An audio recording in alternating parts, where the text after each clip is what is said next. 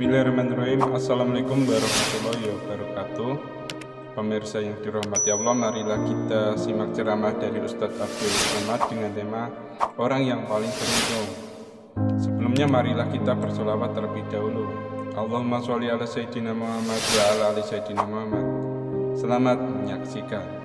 Ada orang-orang yang tidak berjumpa dengan Nabi Sallallahu Alaihi Wasallam, tapi mereka mendapatkan doa Nabi Muhammad Sallallahu Alaihi Wasallam.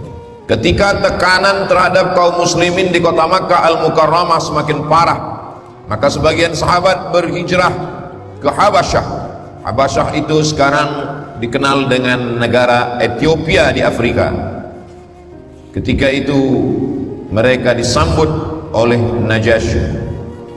Nabi Sallallahu Alaihi Wasallam berpesan kepada Ja'far bin Abi Thalib, kepala rombongan, nanti kamu akan berjumpa dengan pemimpin yang beriman kepada Nabi Isa alaihissalam. Nanti dia akan menanyakan bagaimana status Nabi Isa dan Maryam dalam Islam. Maka ketika itu terjadi, Ja'far membacakan surat Maryam tentang status Nabi Isa alaihissalam adalah salah satu rasul utusan Allah Subhanahu wa taala. Wa ummuhu siddiqah, ibunya seorang perempuan yang benar. Dia bukan anak Tuhan, tapi dia juga bukan anak zina seperti yang dituduhkan oleh Bani Israel. Menetes air mata Najasyi sampai ketika berita Najasyi meninggal dunia, Nabi Sallallahu Alaihi Wasallam mengumpulkan sahabat dan mengajak mereka untuk sholat. Itulah cikal bakal kronologis disyariatkannya sholat ghaib dalam syariat Islam. Jenazahnya tidak ada, orangnya tidak ada di hadapan kita, tapi kita tetap mendoakan dari jarak jauh. Tidak berjumpa dengan Nabi, maka beliau tidak disebut dengan sahabat Nabi, karena definisi sahabat tiga. Man laqiyan nabiyya sallallahu alaihi wasallam, berjumpa dengan Nabi, wa amana bihi, beriman dengan Nabi, wa mata alal Islam, mati dalam keadaan muslim. Dia tidak berjumpa dengan Nabi, tapi dia mendapatkan doa Nabi Muhammad sallallahu alaihi wasallam. Nabi berpesan kepada sahabat, nanti kalau laki-laki ini datang ke kota Madinah, mintalah doa kepadanya supaya kamu diampunkan Allah. Padahal dia tidak berjumpa dengan Nabi, dia tidak pernah perang dengan Nabi, dia tidak pernah ikut makan dan musafir bersama Nabi. Tapi Nabi Muhammad SAW berpesan, nanti kalau dia datang kemari, mintakanlah ampunan kepada Allah melalui lidahnya, melalui bibirnya, melalui lisannya, karena doanya makbul. Setelah Nabi Muhammad SAW meninggal, barulah laki-laki itu datang.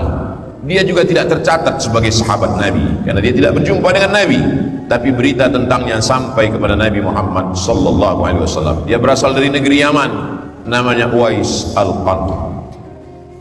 Dia tidak datang, dia tidak ikut berperang, karena dia menjaga seorang ibu, menunjukkan bahwa pintu kebaikan tidak hanya tertutup dari satu saja. Udkhulu min abwabin mutafarriqah, masuklah dari pintu yang banyak.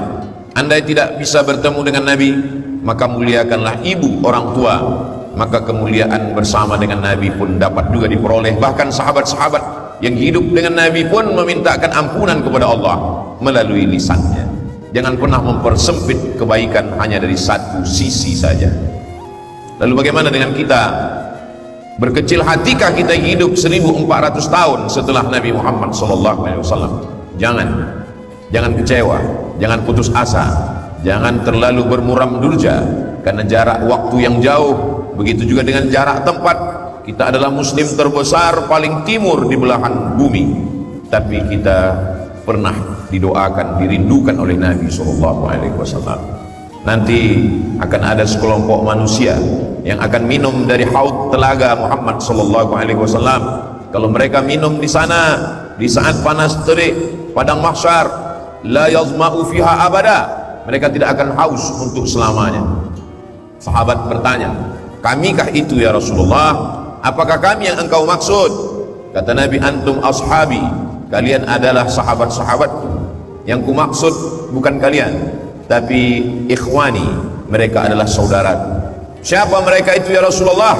Amanu bi walam yarawni, mereka percaya kepadaku, mereka beriman terhadap diriku, walam yarawni, padahal mereka tidak pernah melihat aku.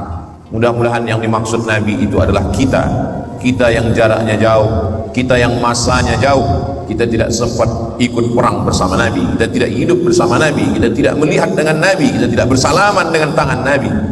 Beruntungnya seorang sahabat berkulit hitam, budak hamba sahaya, dia datang memeluk Nabi Muhammad sallallahu alaihi wasallam. Aku miskin, aku hamba sahaya, aku berkulit hitam, aku belum tentu bersamamu nanti di surga ya Rasulullah. Apa kata Nabi? Almar'u ma'a man ahab, orang akan bersama dengan siapa yang dia cintai. Kalau kau cinta kepadaku, maka kau akan bersama dengan aku, bersama dengan Rasulullah sallallahu alaihi wasallam. Kita tanamkan cinta kepada anak-anak kita, mencintai Rasulullah dengan mengenalkan jati dirinya. Kita belikan buku musabaqah pemenang juara menulis sejarah Nabi berasal dari India, Syekh Safiur Rahman Al-Mubarakfuri, dalam bukunya berjudul Ar-Rahid Al-Makhtum. Bahasanya simple, sederhana, datanya padat, ditulis oleh Ahlus Sunnah wal Jamaah, bukan golongan sesat yang jauh daripada bimbingan tuntunan Al-Quran dan Sunnah Rasulullah sallallahu alaihi wasallam. Sudah diterjemahkan ke berbagai bahasa dunia. Kita kenalkan anak-anak kita. Dari rasa kenal itu akan muncul rasa cinta. Dari cinta itu akan sering menyebut man ahabba syai'an aktsara min dzikrihi. Kalau sudah cinta pasti selalu disebut, menyebut, merindukannya dengan untayan salawat, Allahumma salli ala sayyidina Muhammad wa ala ali sayyidina Muhammad. Kalau dia sudah mencintai, dia akan mengikutinya. Kalau sudah mengikuti, dia akan tidak dapat lepas dari sunnah-sunnah Nabi. Kalau sudah cinta, dia akan memperjuangkannya. Kalau dia punya jabatan, dia akan perjuangkan Nabi Muhammad dengan jabatannya. Andai dia tidak punya jabatan tapi dia punya kecerdasan, dia akan tolong agama Nabi Muhammad sallallahu alaihi wasallam dengan kecerdasan otaknya. Kalau dia punya tenaga, dia punya harta, dia akan tolong karena cintanya. Maka kalau kita ingin murid-murid kita, anak-anak kita, sahabat kita mencintai Nabi, maka kita kenalkan mereka. Popularitas, harta, jabatan, kekuasaan yang dititipkan Allah di tangan kita sesungguhnya untuk mengenalkan Nabi Muhammad sallallahu alaihi wasallam. Ketika Nabi sampai ke Taif, di Taif dia dilempar dengan batu oleh orang-orang Saqif. Lalu kemudian dia mampir ke salah satu kebun kurma. Di kebun kurma itu datang seorang budak hamba sahaya, Addas namanya. Dia memberikan satu tangkai kurma, dia berikan satu tangkai buah anggur ke tangan Nabi Muhammad sallallahu alaihi wasallam. Ketika anggur itu akan masuk ke mulut Nabi, Nabi mengucapkan bismillah. Nabi menyebut nama Allah. Addas heran karena di Taif tidak ada orang yang makan menyebut nama Allah. Lalu Addas bertanya, dari mana engkau datang? Kata Nabi, aku datang dari Makkah. Aku menyebut nama Allah subhanahu wa ta'ala. Lalu Nabi bertanya, dari mana kamu datang? Ternyata Addas datang dari negerinya Yunus bin Matta yang juga menyebut nama Allah. Lalu Nabi mengatakan, Yunus bin Matta akhi. Yunus bin Matta itu adalah saudaraku.